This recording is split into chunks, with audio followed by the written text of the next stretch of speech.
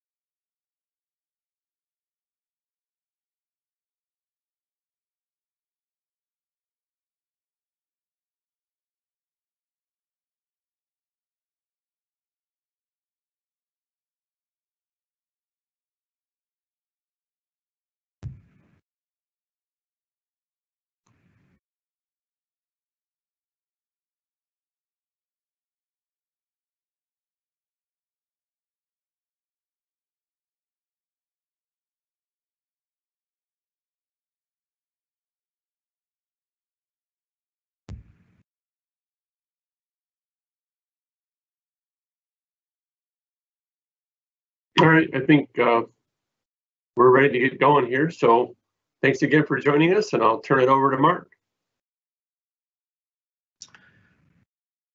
Hello, everyone. Welcome to Matrix Technologies' one-hour presentation on the benefits of 3D scanning. Today, we'll be discussing how the point cloud will simplify your engineering work, save time, and improve the accuracy of your project. Today, we've got about 86 attendees, and I'd like to thank each of you for your interest in this event and also your time today for learning more about 3D scanning. Again, my name is Mark O'Connell. I'll be your presenter for today. I'm the Associate Director of Capital Project Planning, a group here at Matrix Technologies, and today I'll be presenting from our corporate office here in Maumee, where the spring weather is pretty clear and about 50 degrees outside. So a little bit more about myself. I'm a registered professional engineer with a specialty focus on structural engineering and facility planning. I've been with Matrix Technologies for 29 years now, and previously had roles as a design engineer, engineering manager, and senior manager. My current role in the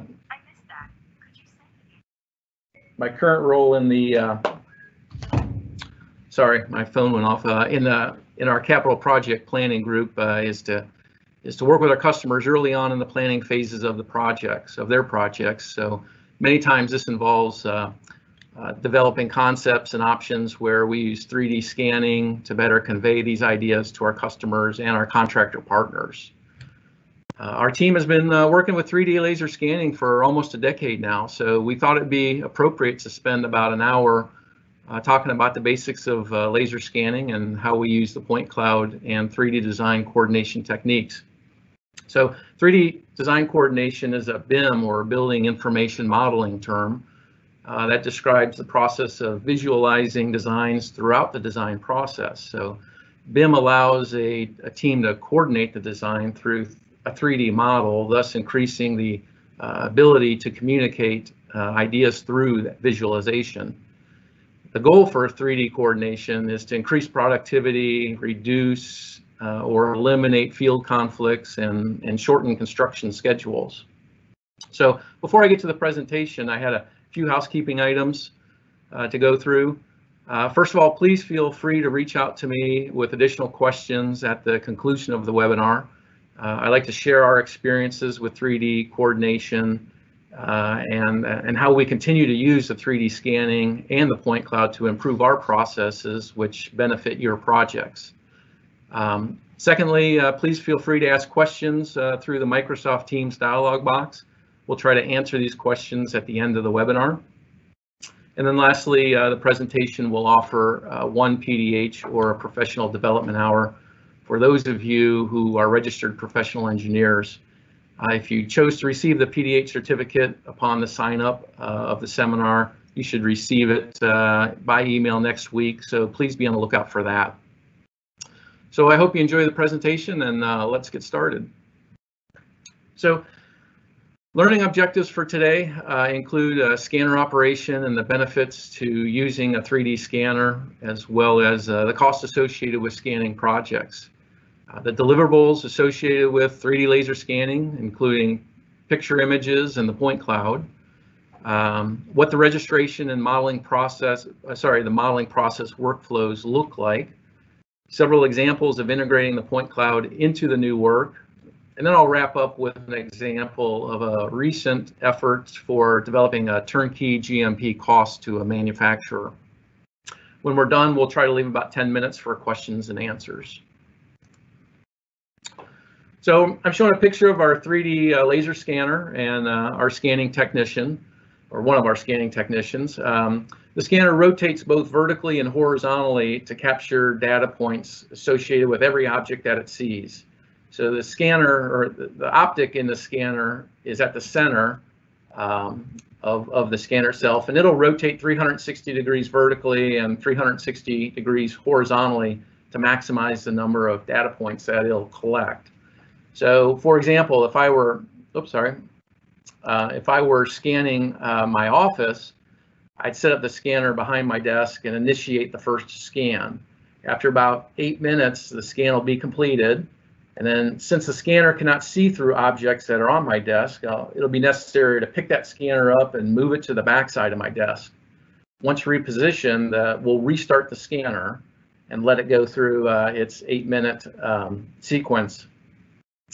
The second scan will overlap the information collected on the first scan, as well as capture new information which the first scan was not able to collect. So we'll then take that information and download it to start the registration process. This process will stitch scan 1 data points to scan 2 data points, creating a comprehensive 3D image of all the data points. So basically a 3D point cloud. So the registration process looks, it'll look for commonalities between the 2 scans, such as edges, lines, or shapes that marry the 2 scans together. It might be wall lines from my door or from my ceiling, and it'll package those 2 together because they'll be common to both the first and second scan. So why would you scan your office? Sorry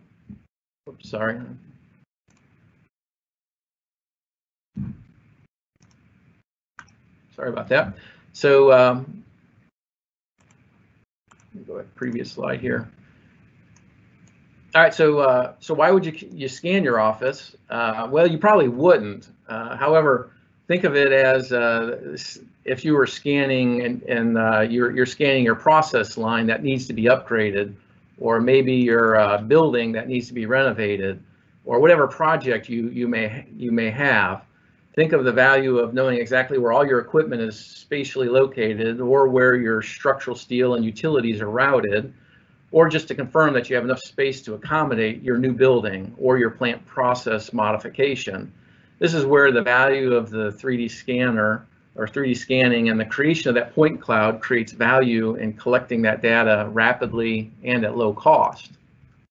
So let's discuss a few benefits of performing the 3D scan on your project. First off, many times we don't have existing drawings available. So without those drawings, it'd be difficult to capture that spatial information quickly and accurately. 3D scanning allows us to capture billions of data points in a very short period of time. Also, in addition, only one person is needed to collect that data, minimizing the need to send multiple individuals to the project site.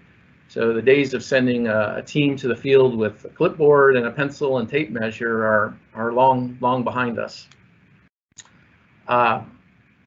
Second is safety. So safety is also important in data collection. 3D scanning will collect information from a distance. So for example, we can collect information on the sizes of roof steel members and utility piping sizes from the floor, thus staying out of the way of plant operations and traffic. So we no longer need to be on a lift to measure items at the roof level or at items above our head. Third, the speed of data collection. We'll capture about 1 million data points per second. So a tremendous amount of information can be collected in a short period of time. With each scan taking approximately 8 to 10 minutes, we can then perform about 50 to 60 scans per day. Fourth, our scanner has a range of 130 meters with a published accuracy of about +2 millimeters per scan at a distance of 25 meters. So as we're registering the data points, we generally see that overall error is about 1/10 of an inch to 2/10 of an inch maximum per target after we register the data. So variables that may affect that accuracy are temperature and humidity, the surface material of what you're scanning, and also the distance or range. So we find that the accuracy is well within acceptable tolerances for the engineering projects we work on. So we use a 3D scanner for almost all the projects that we work on. Number 5, the cost of scanning. It's very reasonable considering the overall value it provides to a project. The cost to perform a 3D scan is generally associated to 4 variables. First, the cost to use the scanner. Second, the labor cost to perform the scan. Third, any travel costs. And lastly, the cost to register the data. So there's a little time involved with that effort as well. So generally for local work, this may be around $3,000 per day. For work where travel is required, you will have to add expenses for that. So that'll give you a feel for the cost of 3D scanning. Also note that scanning costs per day generally decrease as project sizes increase. So it makes sense to bundle multiple smaller scanning projects together to minimize travel costs and maximize scanning time while on site. And of course, when these costs, 2D drawing preparation and 3D model development aren't included in those costs. That would be additional. And lastly, a big benefit driver for us is integration of the point cloud into new work. So the point cloud can then be imported to your 2D and 3D model and used for reference as a background. So thus minimizing the effort in redrawing or remodeling existing building or process features. We'll discuss this in a little bit more detail a little later on in the presentation. A few limitations associated with scanning for a project.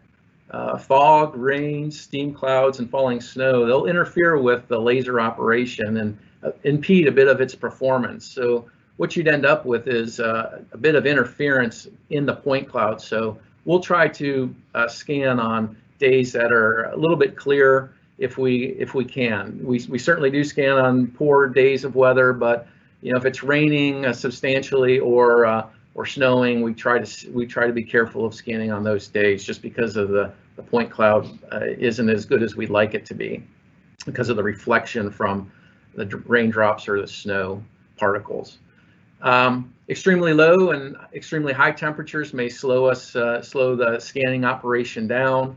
While we have number 3 there, while we have substantial success in using the scanner in chemical and refining operations, the instrument is not intrinsically safe, so it will require hot work permits if used in an electrically classified area.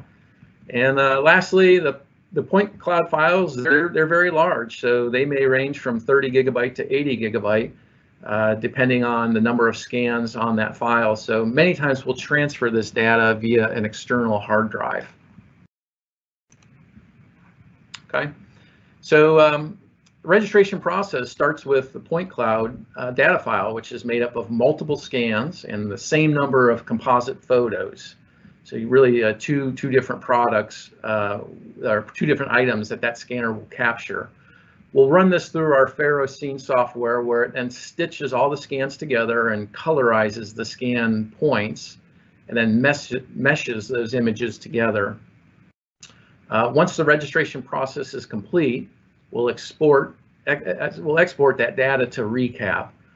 Recap will then allow a user to view and manipulate the point cloud. So for example, you may choose to crop the point cloud into a smaller area, thus a smaller file size, to help improve your CPU processing speed. So it'll help you kind of speed up your effort when you're doing your modeling or drawing. And as an option, we can convert the point cloud files to several different formats so they're readable by other software programs. Some of these formats include DXF for AutoCAD and PTS, that's used for SolidWorks modeling, and then other formats that I'm showing there. So it's very, very usable for many software programs. So that's the registration process. Once the point cloud has been created, it can be used as a background for drawings or other modeling work. So the simplest use of the point cloud may be to as-built your facility or process in 2D. And I'll show you an example, a couple examples of that in a few minutes. More commonly, how we use it, we'll use it as a background for our 3D modeling software. And that may include Plant 3D, Revit, Civil 3D, SolidWorks, AutoCAD 3D, and ProSteel. Those are many of the major software tools that we use internally. As we continue to model our project, we'll merge all discipline 3D models together using Navisworks. This is where the designer can now reference both the Navisworks model and the design model on separate computer screens. So you have one on each screen, and we'll generally create these Navisworks models weekly or as needed. If it needs to be more often, we'll do that as well. The Navisworks is also used for class detection. So one thing to note is that different platforms create drawings differently. So for example, in Revit and SolidWorks, 2D plans will update automatically as you model in 3D. So that's all automatic. When you change the model, the plans and elevations update immediately, they're live. In Plant 3D and ProSteel, the 2D plans do not update with your model. And every time you make a change to your model, you'll need to re-export it, recut your plans and recut your elevations, and then do any of your annotation work. So this is the benefit to using Revit and SolidWorks, as the drawings are live and updated with your model changes.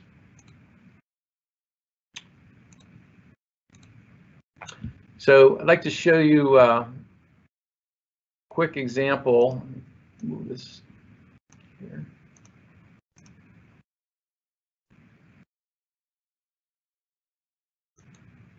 So VirtuServe, this is one of the elements that are provided with the scan, and that's color pictures, and we call them active color pictures. So the idea is as you scan a facility or plan or whatever you're scanning, you will have pictures that are taken at each scan point. So in this case, the pictures the scanning locations are each pin that show up on the screen.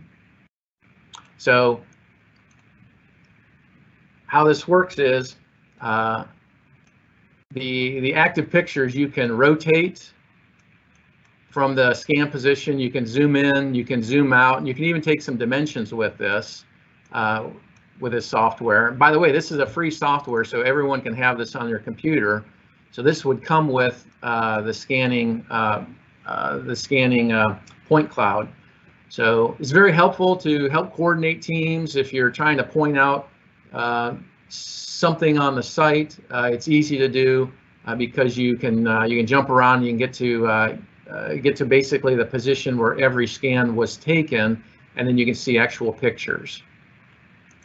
So that's the VirtuServe model, or the picture images. I'd like to show the point cloud of the same area. Give me a second.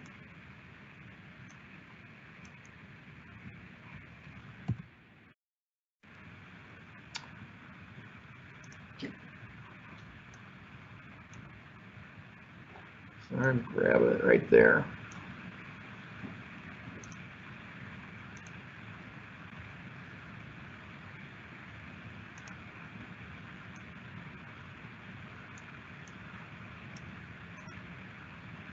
Okay, so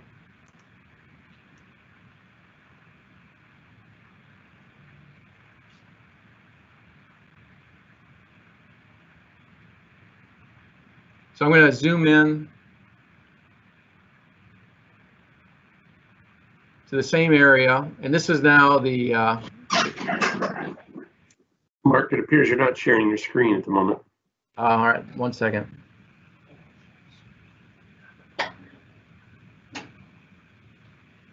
Turn camera.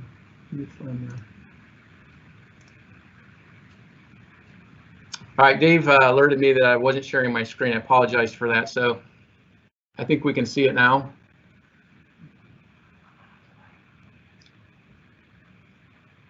Yes. Okay, great. So so I apologize for that. So I'm opened up the point cloud of the same site. So what you're going to first see here is it's a pixelated image, and the idea behind that is it's a point cloud. It's made up of billions of data points. So from that, we know where the location of these buildings are in relationship to each other, or where these canopies are in relationship to the building. In our case, we were installing or designing a building that kind of fits into this crotch between the two buildings. So from that, one thing you'll notice is we'll capture a lot more information than we really need. In this case, the benefit is so many times when you're working on a project, you'll start in position A and end up in position B because things change throughout the design of the project. In this case, the two canopies that are there weren't part of the original scope of work, but as the project moved on, the customer wanted those canopies removed and a new canopy installed. So we didn't have to go back and recollect that data because we had all the information of the canopy location and anything else associated with that. So I'm just going to slide inside here real quick.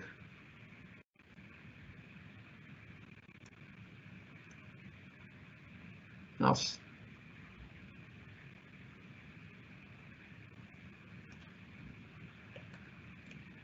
let the scan catch up to me. So in this situation, the customer wanted to remove some of the warehousing area and put a production and packaging line in. And part of that, they wanted to remove some of these pipes from the ceiling. And you can see how busy it is. So what we were able to do is isolate, since we're working in a 3D point cloud, we're able to create a sliver of information and remove the data points above that sliver and the data points below it. So in this case, we zeroed in on the pipes at the roof level and removed the data points above those pipes and the data below those pipes. And then we were able to rotate those pipes into, or the plan into a 2D, and then we can dimension that. And the contractor can then use that for costing to remove all of that piping up in the ceiling. So that's one nice way of being able to use the point cloud to to help your project work, to create information for construction estimating. So I'm going to zoom around here real quick, turn a corner.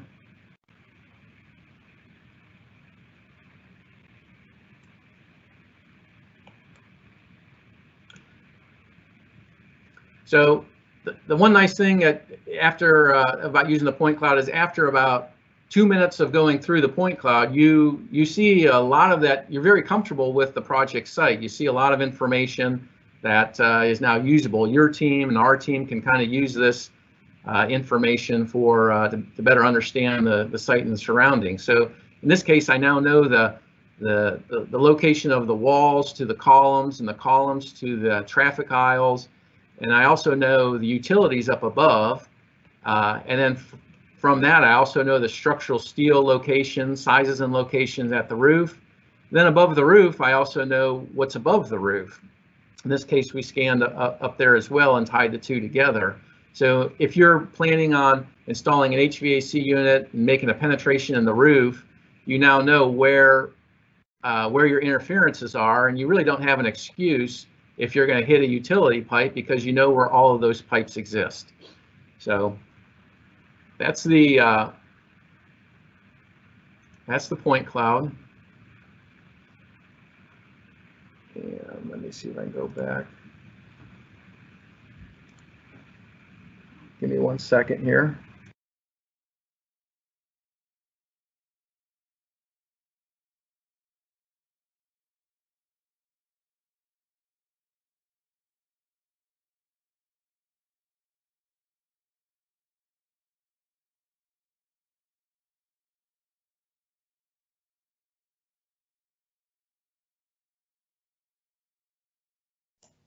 Mark, if you could unmute.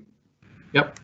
Okay, I needed to move my screens around here. So Since the point cloud is made up of data points, we're able to modify them as needed to benefit the project. So in the case I'm showing now, there's a substantial amount of structural steel in the building, and on the left side, that's the original data, the point cloud, sorry. And that structural steel needs to be removed to allow for the new process, for the new process to be installed.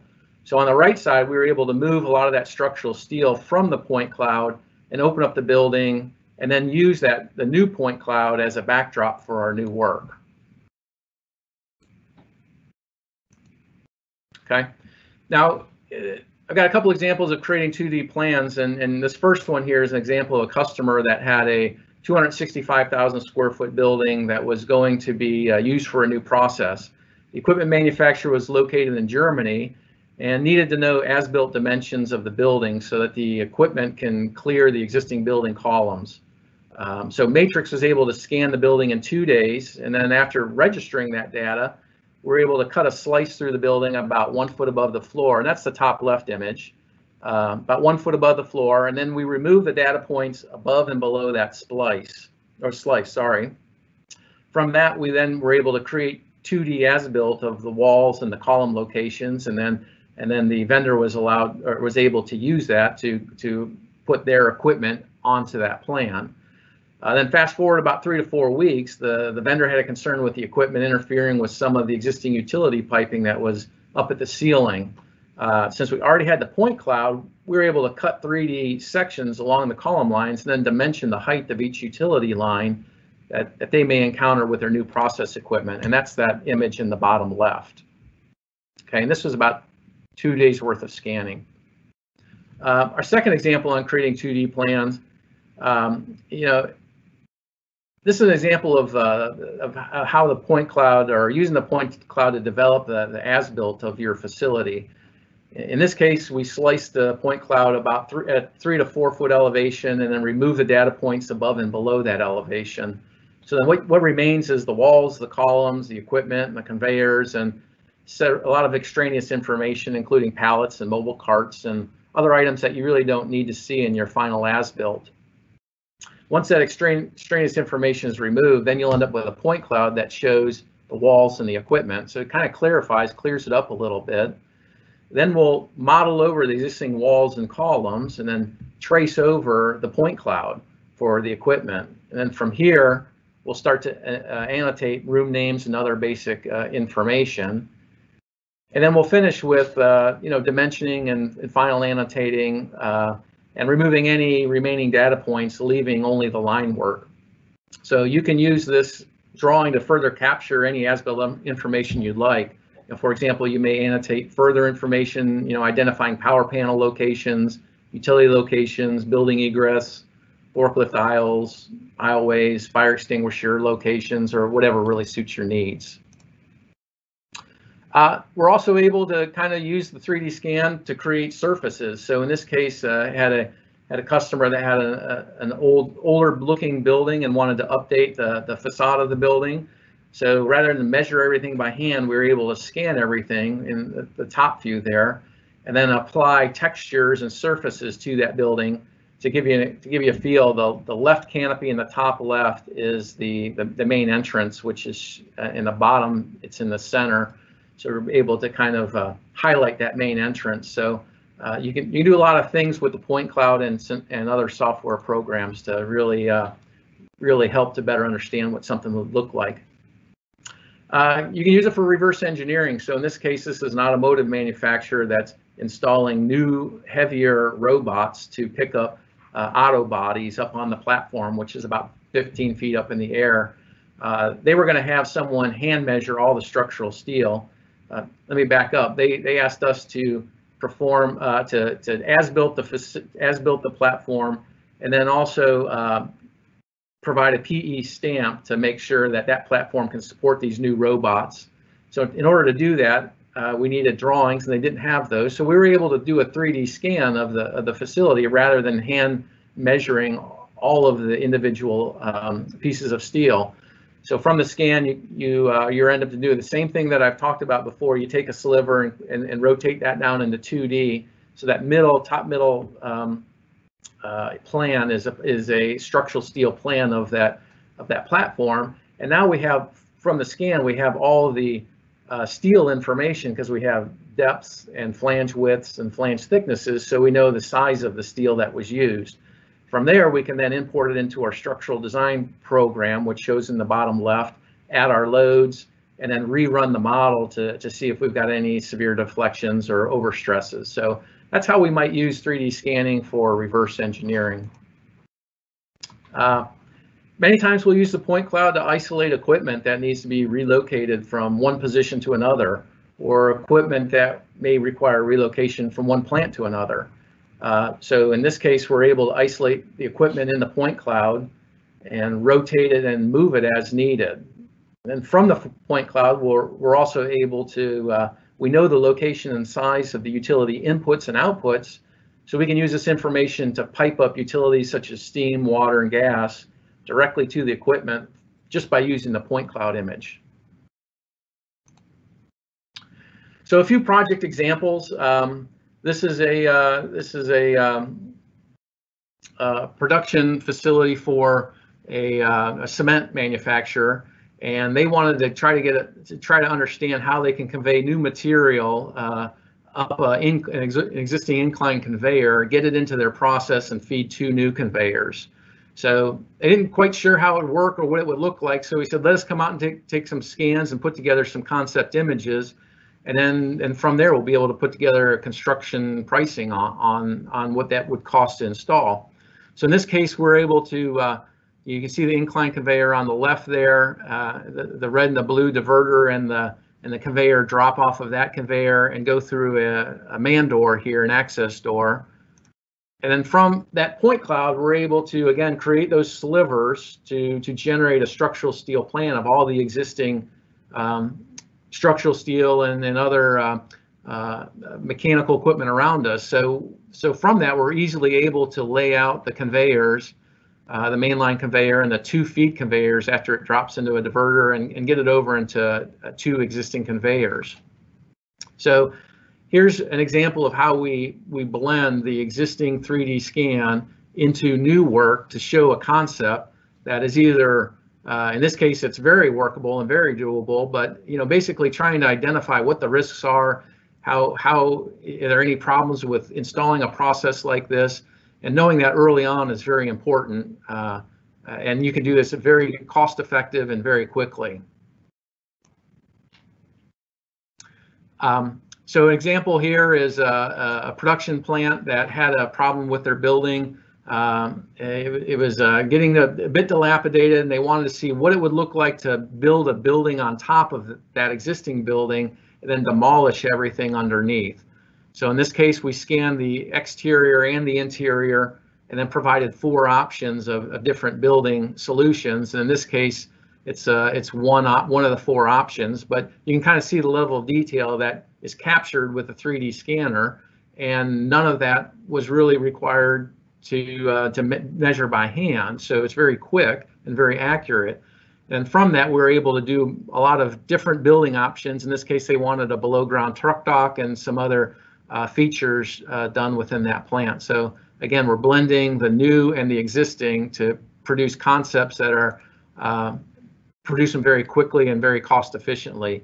From there, you can create elevations and sections of the building with the background building. In this case, you can see substantially different roof lines for this building, and so you can kind of show the concept of how the new building is going to integrate with the existing building.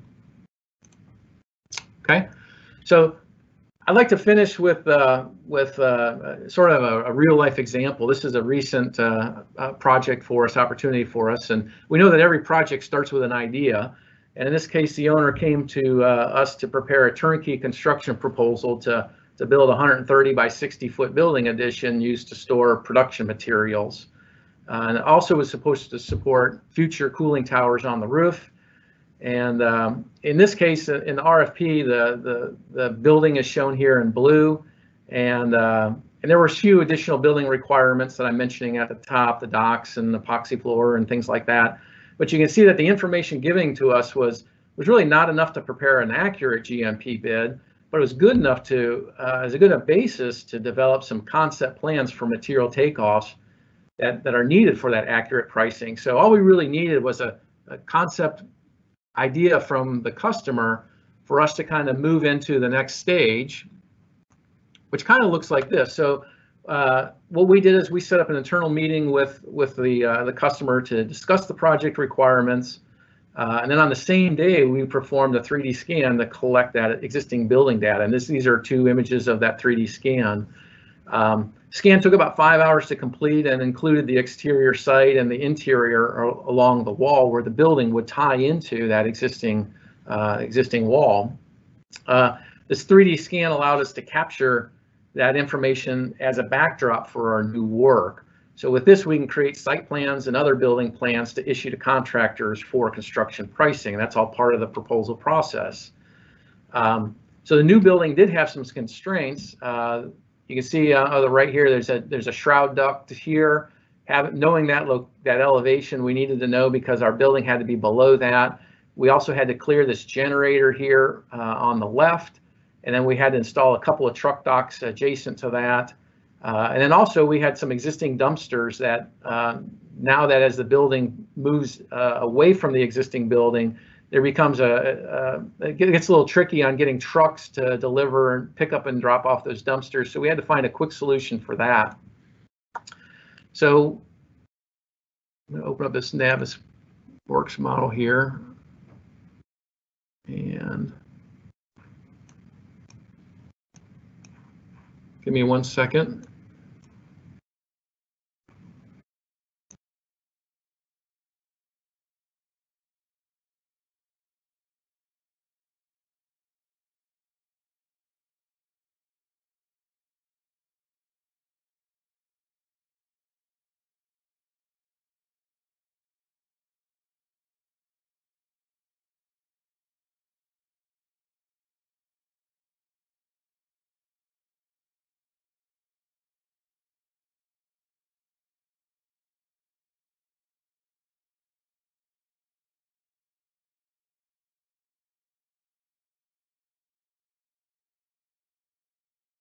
Mark, you'll have to unmute again.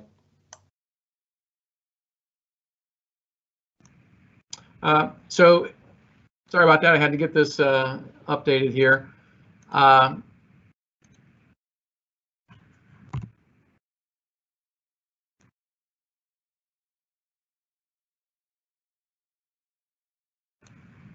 Okay, sorry, a few technical difficulties there. Get to my viewpoint here. So in about a week and a half, we were able to take those concepts and put them into a 3D model using the point cloud as a backdrop. So you can see, we'll talk a little bit about the site first. Here we had existing containers that had to be relocated. So without any existing building drawings, we were able to show those containers move to, I'll say on the north side of the site to allow room for the trucks to turn around, pick and drop off those containers. Kind of slide in here.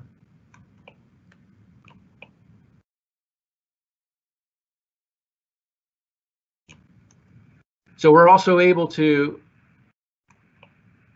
put together a concept for the building. We had to clear the silos here. We needed to add egress and some overhead doors for access. The room had to be HVAC controlled, and there had to be some future cooling towers installed on the roof.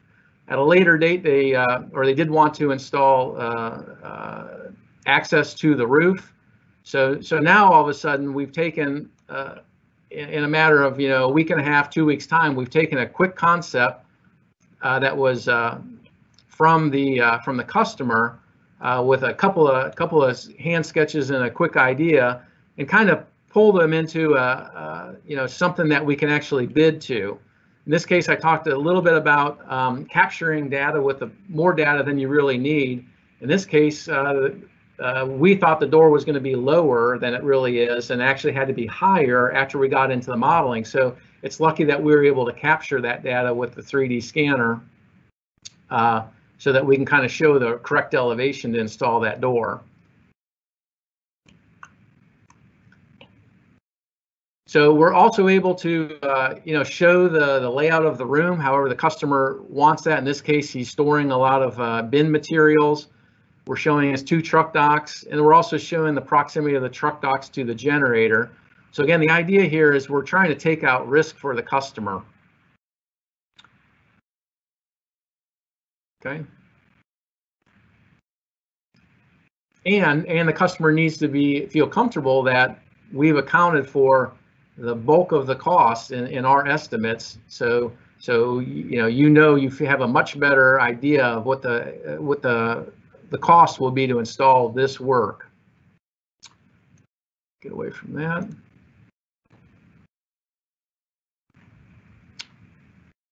Let's see here. I lost connection.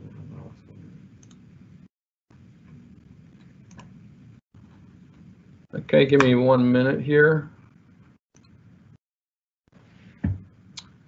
Dave, are you seeing my screen? I want to make sure I got back to the presentation. Yep. Okay, fantastic. So, sorry, it's difficult switching screens, so still learning how to do that. But anyways, as we now that you see the 3D model, now I'd like to talk a little bit about how we use families as part of our modeling process or our workflow. So a family is a collection of like items that shares the same overall look and behavior. So these families are used to create building elements such as walls and floors and ceilings and stairs and things like that. So for example, you can have many different wall types, each that have different materials, different thermal values, different manufacturers, and different fire ratings. So as we model our floors and our walls and our framing steel, we create a family for each of those elements where Revit then tracks that material quantity, such as square footage of walls or cubic yards of concrete or poundage of structural steel. So in this example I'm showing on the screen, we're showing an exterior wall that's labeled wall type 9A and is constructed from 8-inch masonry unit and has vertical metal siding. You can add as much detail as you like to that family, such as insulation or coatings or anything like that. Then through the software, as you model it, it automatically prepares a construction cost estimate. It tallies up your square footage, and then you can apply a price to that family so that you can kind of work through a construction cost estimate as you model your work. Okay. So once that'll be important as I get into a little bit. But once scanning and the initial modeling have been completed, now we'll then review that concept idea with our customer and make any necessary changes, because we're probably not going to get it right on the first time, but make any necessary changes and develop the plans and elevations from the model. And here's a couple examples of that. So these are automated. So as the model changes, the drawings automatically update. So that makes it quick and simple for us. So we will only need to adjust annotation for each drawing as needed. So then these bid documents will be issued to our partner contractor for material and installation pricing. And again, as I mentioned before, you can feel a whole lot more comfortable bidding against something, some data like this versus, a blue box that represents a building. I do want to talk a little bit about site. So from the 3D scan, we can lay the building model onto the site. So from this, we can look at, project access, or site access, and other site features. So in our case, we're able to show the proposed location of the dumpsters, which are currently located on the left. We can relocate those to the right. We're also able to determine areas of pavement installation and identify utility relocation requirements. So from here, we can give the contractor a feeling for how much new asphalt paving is required for truck turnaround, what this slab looks like over here, and we can, because we already have the scan, we're able to just put this picture on top of the scan and then measure surfaces. Okay, we can also take the scan data and we take the point cloud and create a 3D mesh showing a proposed grade elevation. So in this site, there's not much changes in grade, but I wanted to show you an example of this. So from this, we can estimate the amount of cut and fill on the site that the site will require. So in this case, since we're installing a substantial amount of new pavement, we'll remove approximately 11 inches of grade and make room for the stone ballast and heavy-duty pavement and whatnot. So this is the reason that the site is showing about 830 cubic yards of cut to accommodate about 750 yards of new stone fill. So very helpful in tracking your cost for your site. So since the building floor was modeled as a family, all of its characteristics, including cubic yardage and reinforcing, they're created automatically. So here's basically a bill of material for the floor and the truck dock. That just comes through as you print out the model. You can print out the bill of material. So again, a contractor can use that to zero in on a better price for himself. We took a section of the truck dock and the two dock levelers. The same thing, the cubic yardage and reinforcing, they're automated for pricing purposes. So once we make an estimate on the size and shape of the concrete foundation and the wall system and the concrete slab, then we can automatically generate that bill of material for concrete yardage and reinforcing. We can do the same for a structural steel, including main building steel, roof purlins, and girts. After we model it, we can track the tonnage for the girts, the purlins, and the wall frames. So to wrap up, we've covered 3D scanning today. We've covered the operation, the benefit drivers and costs. We've covered what the point cloud is and the VirtuServe picture images that come with the point cloud, what those look like, the process of data registration and modeling. We've gone through several examples of how you can use that point cloud to improve your overall project accuracy and coordination, and how you can quickly determine project costs once that concept has been developed. So I wanted to leave about 10 minutes for any questions that may come up. So Dave, do we have any questions that we'd like to address? Yes, I've got one here that we can start with. I don't know if you can see that in your box there, Mark, but it says that you mentioned tracing over equipment that was in the point cloud image after the scan. And they say, my understanding is that the process of doing the trace over for any specific item is laborious. So they're just curious about how much work that is to trace over. So it's really not that bad. It's just drawing lines over shapes. So it goes very quickly. If you've got a rectangular object, you can draw a rectangle and drop it in on top. We try not to get we try not to articulate or get a lot of detail in those because it's just generally not needed for a site as built. So it is line work. Now, the other thing we'll do commonly is we'll draw a 3D model shape on top of it. So on top of the point cloud. So for example, if I've got walls and columns, we may bring up a 3D shape of the walls and all the columns, and we find that that's simple for us just as well. So we don't think it's that bad, but maybe it's because we do that every day, and that's just part of what we do. Okay. There was another question around design coordination and how the 3D scanning along with the 3D modeling can help in that overall design coordination. Well, sure. Hopefully I've shown that 3D coordination, there's a lot to that, and it's how different disciplines interact with each other, not just the disciplines, but the owner reacts and can see and can understand and get a feel for what the engineer is doing. So for example, the days of having submitting a package of 100 drawings and shipping them off to an owner and having them do a page turn through all of them to approve your design, I think those days are mostly gone by. I think most engineering firms will provide a 3D model, will work with the customer using the 3D model and kind of walk through platforms and valve access and all kinds of other things like that. So there's a tremendous amount of coordination through that model. So both internally and externally with the customer. Okay. Here's another question here. How much time is typically needed to stitch point clouds together from various angles to produce a final product? So that would be the registration process.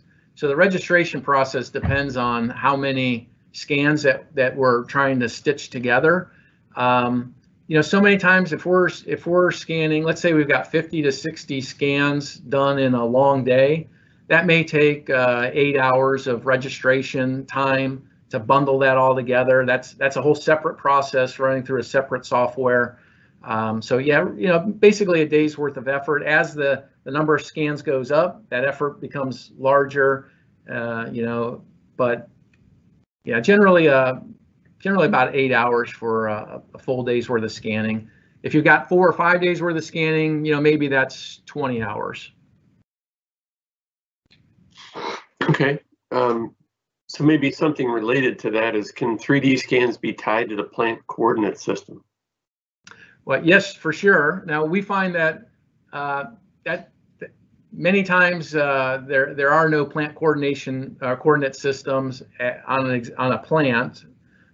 So many times we just tie it in locally. If we're scanning a building, we're going to tie it into an existing building. But for many times with refineries, they have their own plant coordinate system, or maybe a steel manufacturing facility. They may have their own plant coordinate system. So what that'll complicate it only in that we would need to send a survey team to go find the survey control points. Then we would set up on those survey control points with our scan. We'd actually scan in those control points, and then our point cloud would then be tied to that control point. But the only additional step would be we would send a survey team out in front of the scanning team to identify where those control points are at. Okay. Another question was around how is the scanning affected by moving objects? So the scanning software, the registration software, well, I'll step back. The scanning doesn't, moving in front of the scanner really doesn't affect anything, because we're capturing that data from multiple scans at multiple different angles. So we'll start with that. When we bring that information back to the office and we register that data, there's a feature in the registration process that looks at data that may show up at one time in a scan and then is gone in another time of the scan. So if I'm scanning and someone walks through it, a portion of that scan you're going to see that person, and then a second later maybe you're not going to see that person. The registration through the registration process, it will see that, and it will know that something is moving, and it will automatically delete those points. Okay. So there was a question here around the equipment cost, and does it make sense for larger organizations to bring this in-house if they wanted to do it themselves? Maybe there's two pieces to that question. Sure. So I'd be honest with you. If you feel that, we'll start with the cost. There's different levels of equipment. The two major players out there are Faro and Leica. Faro is a lower cost. Leica is a higher cost piece of equipment. In general, just the scanner alone, that could cost $50,000 to $75,000 depending on the type of scanner that you purchase. You can also buy cheaper hand scanners that we found that really don't do the job and aren't as accurate, but those can cost $7,000 to $10,000. For the scanning that we're talking about here, you're in the range of $50,000 to $75,000 for that scanner. However, on top of that, you got to think about all the hardware and software that goes with it. So there's licenses that you've got to purchase. There's all the equipment that goes with the scanner, and then the training as well. So if you're going to buy a 3D scanner that's a $50,000 scanner, I would probably start at about $75,000 to pick up the rest of that hardware, software, and then training that goes with it. I would say if you're gonna buy that scanner yourself, you'd have to trade off the cost of the scanner versus the cost to have someone do it for you. So I'd say if you're using it every day and you're willing to train one of your employees through all the processes, then yeah, it makes a tremendous amount of sense. What I've seen in the past is a company may buy the scanner and it may sit on a shelf somewhere because no one knows how to use the product, or it's difficult to keep that training if you're not using it every day, because it can be complex if you don't know how to work with a point cloud or whatnot. So I would say that has to be answered by every business themselves. The trade-off of purchasing $50,000 to $75,000 worth of scanning material and then continuously training and doing it themselves versus the cost of spending, let's say, $3,000 to $10,000 to have someone scan the same product. I hope I've answered that. Okay, I think you did. So we're coming up here with just a couple minutes left. If there's any other questions, feel free to submit them through the question and answer box. Okay. If we don't have anything, then we can go ahead and get ready to wrap up. Good. So, yep, we're 11:57 here Eastern time, so we're at about an hour. So I'd like to honor everyone's schedule here. So I hope the presentation has been helpful for you in better understanding how the point cloud, how we use the point cloud in our projects. I'd certainly like to thank everyone for attending today, and please feel free to reach out to me if you have any further questions or like to discuss how the scanning technology may help you on your next project. So I appreciate your time. Thank you, and stay safe. And it's just, again, one final wrap up for everyone. You will get a follow-up email from Matrix, and if you requested a PDH for this session, you'll get that via email as well. Thank you all for attending.